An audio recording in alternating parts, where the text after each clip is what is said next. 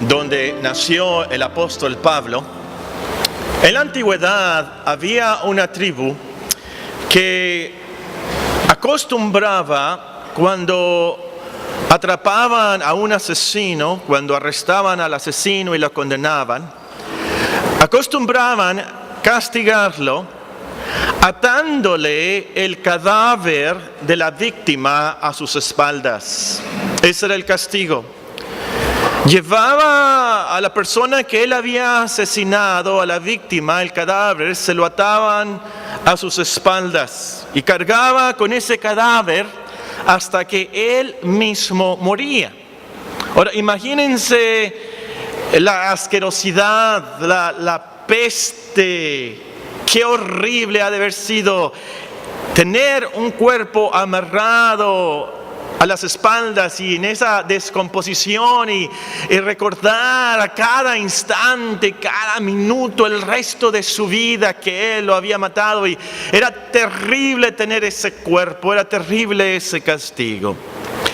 Algunos creen que el apóstol se refiere a esa costumbre cuando escribe en el versículo 24 del pasaje que leímos, Romanos 7, 24, «Miserable de mí, ¿quién me librará de este cuerpo de muerte?». Este es el versículo que nos toca estudiar. Hemos estado estudiando Romanos desde el versículo 1 del capítulo 1, ya llegamos aquí a Romanos 7, 24. Este versículo es el clímax, por así decirlo, el clímax de todo lo que el apóstol nos enseña aquí en este pasaje. Después de que él ha confesado varias veces y de varias maneras que el pecado moraba en él y ese pecado lo esclavizaba, usando los miembros de su cuerpo para hacerlo pecar, aquí gime, aquí llora, miserable de mí, ¿quién me librará de este cuerpo de muerte? Versículo muy importante, entonces lo vamos a estudiar frase por frase, palabra por palabra. La primera palabra es miserable. Miserable de mí, dice el apóstol. Ahora, creo que conocemos esta palabra, pero generalmente no la usamos. Aunque me dicen que en otros países la palabra miserable la usan en referencia a una espátula. Nosotros no decimos miserable a la espátula, pero hay algunos países en que a la espátula le dicen miserable. Bueno, nosotros no lo usamos en ese sentido.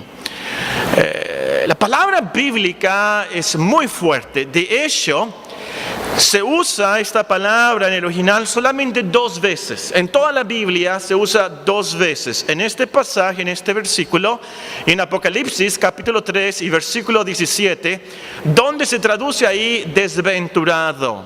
Entonces, la palabra miserable es lo opuesto a bienaventurado. Miserable es ser desventurado, malventurado, por así decirlo. La palabra significa infeliz, desdichado. Entonces, el apóstol se siente infeliz, triste, angustiado en extremo. Eso se trata de esta palabra. La segunda expresión del versículo es de mí, miserable de mí. Aquí el apóstol nos dice, yo soy un hombre miserable, yo soy desdichado. Ahora, como lo hemos estudiado, él escribe esto como creyente, como supercristiano. Él es un apóstol, un gran predicador, escribió la mayoría del Nuevo Testamento, un gran misionero. Y lo dice sinceramente, lo dice, me siento miserable de mí, porque fallaba él, no había llegado a la perfección, como dice en Filipenses capítulo 3. Él nos explica aquí de varias maneras, el pecado moraba en él. Y ese pecado lo llevaba cautivo a veces y pasaba que lo que debía de hacer no lo hacía. Y lo que no debía de hacer, lo hacía. Aunque él dice, me deleito en la ley de Dios, pero había un principio carnal, una ley que lo llevaba a pecar. Y es por eso que llora aquí, miserable de mí. Él como apóstol, como supercristiano dice eso, no está exagerando, no está fingiendo. Él de verdad sentía esa desesperación, esa frustración de no poder agradar a Dios en todo. Se sentía muy mal porque a veces se enojaba con Marcos. Si ustedes leen el libro de los Hechos, se van a dar cuenta que había una gran fricción entre él y Bernabé por este hombre joven Marcos. Por lo que dice en Corintios, muy probablemente el pecado que lo asediaba era el orgullo, la soberbia. También tenía problemas con la melancolía. Y por lo que dice aquí en Romanos 7, algunos comentaristas creen que el problema de Pablo era que era muy codicioso. Cualquiera que haya sido su pecado, y ciertamente pecaba, él lo mismo lo confiesa, él se sentía miserable por eso. Ese era el problema. Ahora, ya hemos notado esto, y cómo es que si somos honestos, nosotros también vamos a confesar, como el apóstol Pablo, lo que ha dicho aquí. Y que de alguna manera no debemos de sorprendernos, aún como buenos cristianos, de esos pecados que nos asedian y esas tentaciones tan fuertes que tenemos. Pero esta mañana quiero recalcar otra cosa. Dice aquí, miserable de mí. No dice miserable de ellos. No dice miserable de ustedes. Como humanos tenemos la tendencia de fijarnos en las faltas de los demás en vez de fijarnos primero en nuestras faltas, en nuestros problemas. No vemos que nosotros debemos sentirnos miserables por nuestros propios pecados. Vemos hermanos, hermanas, amigos que andan mal y pensamos, miserables de ellos. Pobrecita la hermana Tamara. ¿No hay ningún visitante que se llama Tamara? Muy bien. Pobrecita la hermana Tamara. ¿Cómo le falta dominio propio? Pobrecita, no se puede controlar. Pobrecito el famoso hermano Tiburcio, ¿verdad? No va a progresar en la cristiandad con esos malos hábitos, ese vicio que tiene. Ay, pobrecito el hermano, miserable de ellos. El punto es, hermanos, hay que fijarnos en nosotros mismos, en el mí, en el yo, en nuestro ego, en nuestro problema, en nuestra miseria. Como dijo el Señor, porque miras la paja que está en el ojo de tu hermano y no echas de ver la viga que está en tu propio ojo. O cómo dirás a tu hermano, déjame sacar la paja de tu ojo y aquí la viga en el ojo tuyo. Hipócrita, saca primero la viga de tu propio ojo y entonces verás bien para sacar la paja del ojo de tu hermano. Miserable de mí, dice el apóstol. Y el gran problema es que muchas veces no nos sentimos miserables. A lo mejor ese es el problema. Pensamos, el hermano Tiburcio tiene razón de sentirse miserable, es muy pecador, pero yo no, yo estoy bien. Bueno, a lo último, el problema realmente es que no reconocemos cuando le fallamos a Dios. A lo mejor estamos orgullosos de que nosotros no vamos a los bares. Nosotros no vamos a los casinos. No, yo nunca malgasto el dinero, yo no voy al casino. Pero comemos de más, tomamos sodas de más. Y no nos fijamos aún en ese pecado del orgullo de pensar, yo no soy como el hermano Tiburcio. Eso es orgullo, eso es soberbia. No nos fijamos. Sí, no vamos al casino, pero no nos fijamos del peor pecado, el egoísmo de no querer compartir.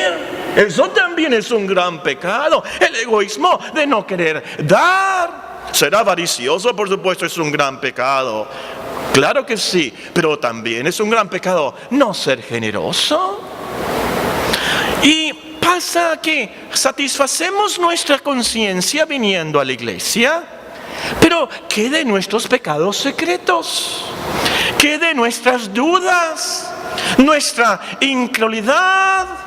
Si yo voy y escarbo, inspecciono tu conciencia y le pregunto a tu conciencia, a ver, esta hermana nunca ha dudado de Dios, nunca ha dudado de la palabra y de las promesas de Dios y de la soberanía de Dios, nunca ha dudado del poder de Dios. La conciencia me va a decir, como mi conciencia también me diría, sí ha dudado, sí tiene este problema, le falta mucha fe. Hermanos, ¿y qué de lo más grave? Venimos a la iglesia a satisfacer nuestra conciencia, pero ¿qué de lo más grave? De la falta de amor a Dios y a los demás. Me temo que muchos cristianos caen bajo la condenación de la iglesia de la Odisea. Nuestro Señor Jesucristo le dijo: yo conozco tus obras, que ni eres frío ni caliente. Ojalá fueses frío o caliente, pero por cuanto eres tibio y no frío ni caliente, te vomitaré de mi boca. Porque tú dices: yo soy rico, me he enriquecido y de ninguna cosa tengo necesidad. Y no sabes que tú eres un desventurado, un miserable, pobre, ciego y desnudo. Ahora, hermanos, ¿por qué no nos sentimos miserables? ¿Por qué? ¿Cuál es el problema? Ahora, a lo mejor nos sentimos miserables porque no tenemos para pagar la Coppel y la Banamex la próxima semana. A lo mejor nos sentimos miserables porque tenemos graves problemas en la casa o en el trabajo, no sé. Pero no estamos hablando de eso. ¿Por qué no nos sentimos miserables por nuestro pecado? ¿Por qué no nos sentimos tan miserables como el apóstol? ¿Por qué tú no dices miserable de mí? Ahora, veamos algunas causas. Y aquí voy a tratar de ser muy realista y muy directo. Por supuesto, no voy a decir nombres, pero quiero que tú pienses, a ver, ¿cuál es mi problema? De lo que está diciendo ahí el hermano, ¿cuál es mi problema? ¿Por qué yo no digo miserable de mí? Muy bien. Número 1, no dices miserable de mí porque minimizas tu pecado. Tu pecado no se te hace tan grave. No has reconocido qué tan grave es ver esa página en el internet. No te has dado cuenta qué tan grave es contestarle así a tu padre. No se te hace tan grave hacerle esa mueca a tu madre. No se te hace tan grave llegar tarde. Y piensas, bueno, ¿qué tan grave es? No es tan grave así. ¿No te has fijado? ¿No reconoces qué tan grave es no orar a Dios? O dormirte de más. Ay, hermano, exagera. ¿Exagero? Ese es el problema. Estás minimizando tu pecado. Número 2. No dices miserable de mí porque no tienes tiempo para pensar en tu miseria y en tu pecado. Trabajas mucho, te levantas a las 5 de la mañana porque tienes que agarrar 2 camiones para llegar a tu trabajo. Llegas al trabajo cansadísimo y atiendes a tu casa y a los niños y tienes que volver en la tarde. Tienes otro trabajo porque no alcanza. Y la rutina de la casa, la rutina de la oficina, el deporte, hay tantas cosas que la escuela, los proyectos, el trabajo, y no piensas a lo último, no te das el tiempo de pensar en lo que estás haciendo mal. Ese es un gran problema. Número 3. No dices miserable de mí porque te comparas con otras personas. A lo mejor no lo haces conscientemente. A ver, yo soy mejor que quien de la iglesia. No lo haces así. Pero inconscientemente piensas delante de mí y dices, bueno, yo no soy como mi vecino. Yo no soy como la vecina. Yo no soy como ese hermano. Yo soy mejores que ellos. Ellos toman. Ellos fuman mucho, ellos roban en el trabajo, ellos le pegan a la esposa, ellos no sacan a los niños. Yo sí, yo estoy bien. Y te comparas con los que están en el cerezo, te comparas con los vecinos y pues tú estás bien. Y por eso no dices miserable de mí, a lo mejor miserable es de ellos, pero no miserable de mí. Luego también, número 4, no dices miserable de mí porque niegas tu pecado, niegas la corrupción de tu corazón. Y aquí tal vez te has auto-hipnotizado pensando constantemente, estoy bien, yo no adultero. Es más, yo no veo novelas. Niegas tu orgullo, tu soberbia, tu autosuficiencia. Niegas tu codicia de la casa y el carro. A mí no me gusta ese carro. A mí no me gusta la cocina de la hermana. No es para tanto.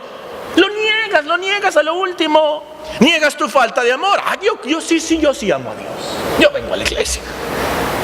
Pero lo amas con todo el corazón, con toda tu mente, no, eso es un gran problema, lo niegas. Y a lo mejor aquí lo niegas porque no lo ves. Eres sincero, no lo ves. Descubrí, después de como 10 o 15 años que me recetaron mis lentes, no le digan a nadie, pero son bifocales.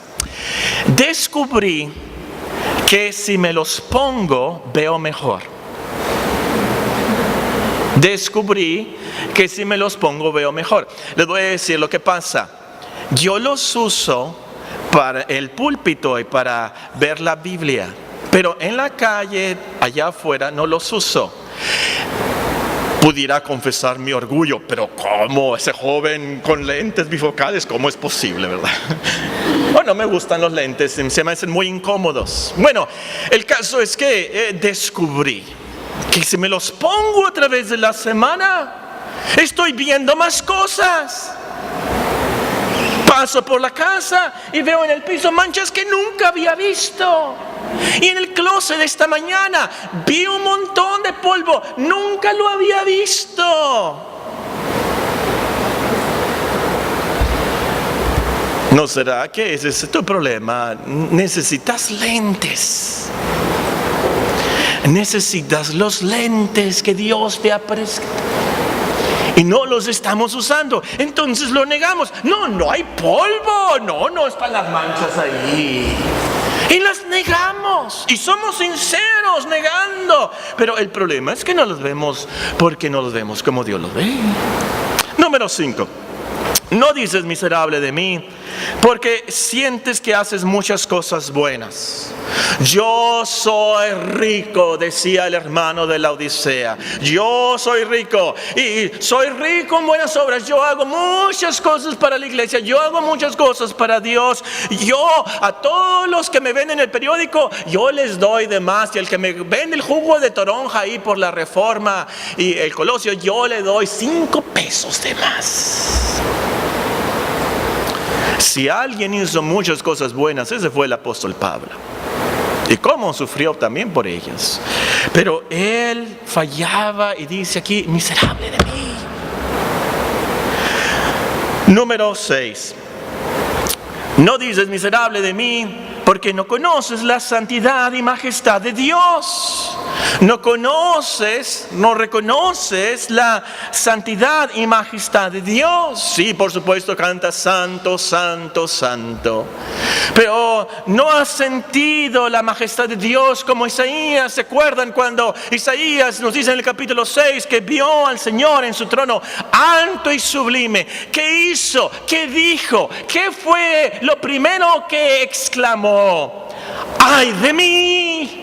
¡Ay de mí! En las palabras del apóstol Pablo, miserable de mí, porque siendo hombre inmundo de labios y habitando en medio de pueblo que tiene labios inmundos, han visto mis ojos al Rey, Jehová de los ejércitos. Isaías 6 lo escribe ahí en el capítulo 6 el profeta como profeta, hermanos, como un supercristiano, así como el apóstol Pablo. Y él dice, después de ver la santidad de Dios, ¡ay de mí! ¿Por qué? Porque se dio cuenta de que tan perfecto y puro y justo es Dios. Y Dios requiere santidad perfecta para que estemos delante de Él. Santidad perfecta para que estemos delante de Dios. Y también aquí el problema es que no hemos visto la majestad de Dios. Qué tan grande y qué tan trascendente es Dios y qué tan microscópicos somos nosotros. ¿Has visto esas hormiguitas? Les dicen hormiguitas dulceras o hormiguitas mieleras. Unas hormiguitas chiquitititas, tan chiquitas que no nos importa en lo absoluto. Es más, nos da gusto matar a las hormigas aquí para que no vayan a picarnos. Pero vemos estas hormiguitas tan chiquitas, no hacen nada, pero no nos importa en lo absoluto si las pisamos. Son así tan chiquitas y microscópicas, y hay muchas. Ante Dios, Tú eres más microscópico que esas hormiguitas. Hay un versículo en la profecía de Isaías precisamente que dice: todas las naciones ante Dios son como una gotita en la cubeta del agua. Cuando trapeas y tu mamá te manda, tira el agua a los árboles, y vas y tiras el agua al árbol, y en la cubeta queda una gotita insignificante. No vale la pena volver así, es tan insignificante esa gotita. Ante Dios todas las naciones del mundo son como esa gotita, dice el profeta. Lo voy a decir con mucho cuidado, ojalá que nada me malentienda. Tú eres más microscópico que esa hormiguita ante Dios. Todas las naciones, entonces, si Él te pisa, y Dios pisa a todas las naciones del mundo en su majestad y trascendencia y santidad, no le va a pasar nada a Él. No es nada en el universo. Y lo crees eso tú. Lo crees. ¿Saben cuál es nuestro problema? Que tenemos un Dios muy chiquito. Y Dios es tan grande, tan trascendente, no nos necesita para nada a nosotros. Para nada. Él ya tiene toda su gloria, toda su complacencia en el Hijo, y la Trinidad está completo. No nos necesita para nada y nos puede pisar a todos. Es cuando reconoces esa majestad tan tremenda que dices: miserable de mí. Número 7. No dices miserable de mí porque vives confiado en ciertos ritos, o aún ciertos ritos cristianos. Yo ya hice una decisión. Yo ya me bauticé, yo leo la Biblia, yo vengo a la iglesia, yo canto en el coro, yo saludo a los hermanos. Ahora, todas esas cosas son buenas, por supuesto, pero no te quitan el pecado que mora en ti. Esas cosas no te limpian tu conciencia, no te hacen perfecto ante Dios. Pablo era un apóstol, por supuesto, él se bautizó y leía la Biblia y venía a la iglesia, por supuesto, pero él de todas maneras dice: miserable de mí. Quiere decir entonces que todas esas cosas no le habían quitado esa fricción y problema de desesperación. Número 8. No dices miserable de mí porque tu conciencia está endurecida. Ya no te afecta chismear, no te afecta ver pornografía, no te afecta gritarle al esposo. Es como si nada gritarle a la esposa. No te afecta faltar a la iglesia, no te afecta escuchar música inmoral, no te afecta. La has escuchado tanto y ya no importa tu conciencia. Es más, ya no tienes miedo del que dirán. Con razón, no dices miserable de mí. Número 9. No dices miserable de mí porque no has visto al infierno. Ahora, ninguno de nosotros ha visto al infierno, y es más terrible de lo que le imaginamos. Pero en teoría creemos en el infierno y creemos lo que dice la palabra de Dios, lo que dice Cristo sobre el infierno. Y el problema es que no hemos reconocido eso del abismo eterno. Los gritos y la tremenda sed el rico en la historia de Lázaro y el rico, ¿se acuerdan? Manda a Lázaro, le pide a Abraham que moje la punta de su dedo en agua y tengo esta sed terrible. No, lo leemos pero no lo captamos, no nos... Esa terrible soledad y angustia de estar sin Dios.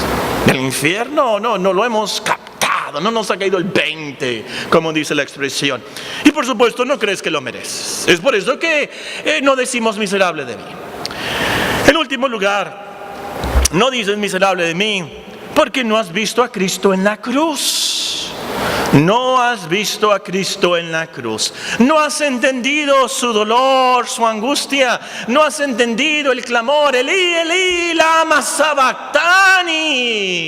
Dios mío, ¿por qué me has desamparado? Y el salmista nos da la respuesta en el Salmo 22, de donde viene esta pregunta. La respuesta es: pero tú eres santo.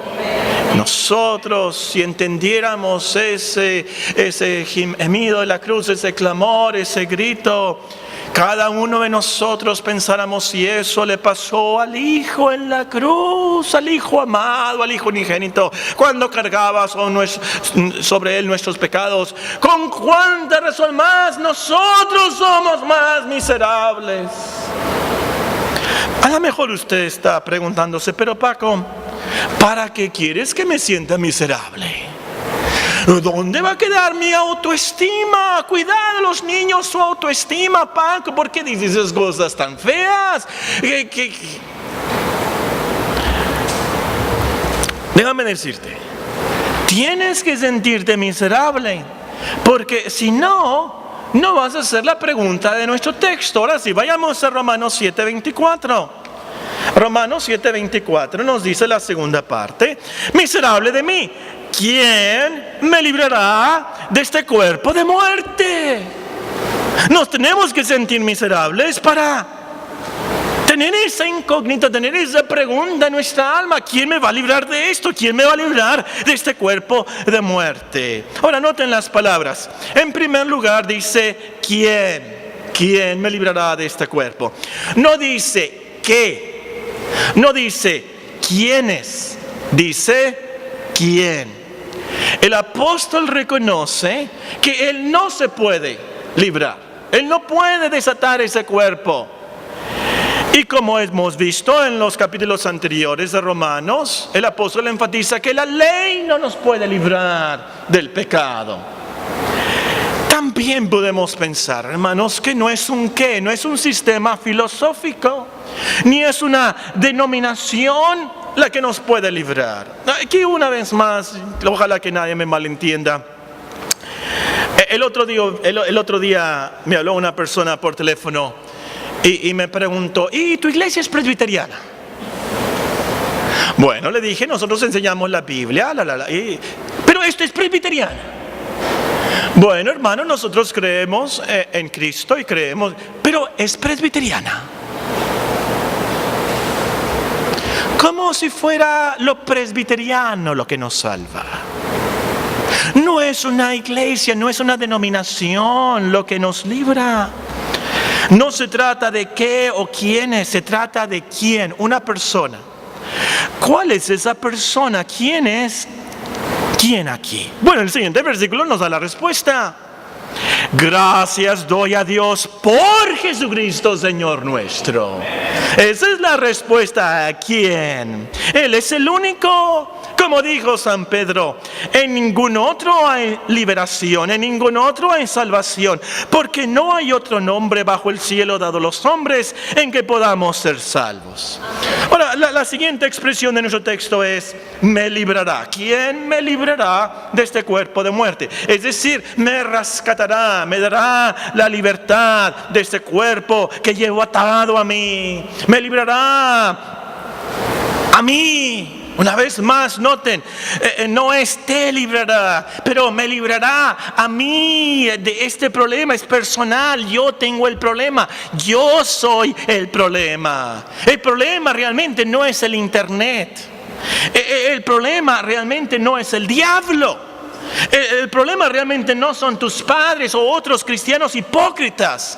El problema no es que te abusaron de niña. El problema no es que tuviste un trauma. El problema está en ti. El pecado mora en ti.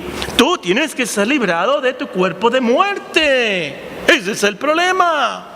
Ahora, cuando el apóstol dice cuerpo, él se refiere a su cuerpo físico, claro, su cerebro, su estómago, sus brazos, sus glándulas hormonales, todas esas cosas. Y en los versículos anteriores les llama miembros, los miembros de mi cuerpo, ya lo hemos visto eso. Pero ahora recuerden, el problema no es el cuerpo, la piel, los músculos, la carne en sí. El problema es que el pecado usa nuestros miembros para activarse.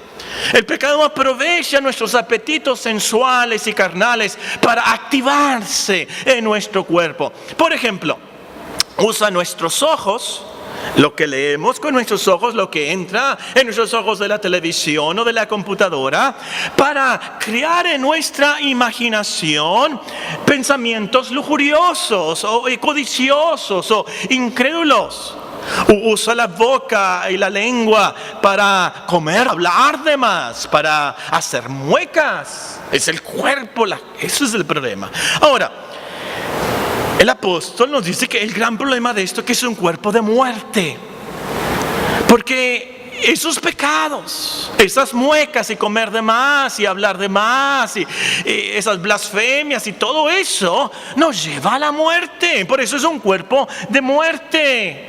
Y el problema entonces, el gran problema es que ese cuerpo carnal, esos miembros, hacen que Dios sea parte de nosotros. Y eso es la muerte, la separación entre nosotros y Dios. Hace que Dios quite la bendición sobre nosotros. Y es por eso que el apóstol clama, desesperado ciertamente, miserable de mí. Y es por eso que tú debes clamar, miserable de mí. Y es por eso que el apóstol, muy emocionado, dice en el siguiente versículo: gracias doy a Dios por Jesucristo, Señor nuestro, porque es por Él, por su obra, que este cuerpo de muerte, este cuerpo corruptible, será librado y será un cuerpo incorruptible. ¿Cómo nos explica él en el siguiente capítulo? Vean el capítulo 8. Nos dice, voy a comenzar a leer en el versículo 19. Romanos 8, 19. Porque el anhelo ardiente de la creación es el aguardar la manifestación de los hijos de Dios. Porque la creación fue sujetada a vanidad, no por su propia voluntad, sino por causa del que la sujetó en esperanza. Porque también la creación misma será libertada de la esclavitud de corrupción a la libertad gloriosa de los hijos de Dios. Porque sabemos que toda la creación gime a una, y aún está con dolores de parto hasta ahora. Y no solo ella, sino que también nosotros mismos, que tenemos las primicias del Espíritu, nosotros también gemimos dentro de nosotros mismos: miserable de mí, miserables, esperando la adopción, la redención de nuestro cuerpo. Y el apóstol anticipa esa gran liberación, cuando ya no tendría ese cuerpo de muerte. Ya no más pecado, ya no más tentaciones. Solo disfrutar la realidad eterna con Dios. Tan solamente los deleites, las delicias de ver a nuestro Creador y a nuestro Salvador y a nuestro Señor y decir: era verdad, la Biblia era verdad y Dios me salvó a mí. Tuve que escoger entre un sermón corto o un sermón muy largo, y escogí el sermón corto. Dios mediante, después vamos a terminar este estudio, pero quiero terminar con una pregunta. ¿Ha llegado usted al punto de decir: miserable de mí, ¿quién me librará de este cuerpo de muerte? Si no, ore en estos momentos que el Espíritu te convenza de tu pecado y de tu miseria. Esto es crítico. Esto es el clímax del pasaje, a lo último, que tenemos que llegar a ese punto. Porque si no, no vamos a creer el Evangelio, las buenas noticias. Si no, no vamos a entender como cristianos por qué pecamos tanto, por qué fallamos tanto. Y lo más grave de todo, si no Nos sentimos miserables. No vamos a poder glorificar a Dios diciendo, gracias doy a Dios por Jesucristo, Señor nuestro. Oremos.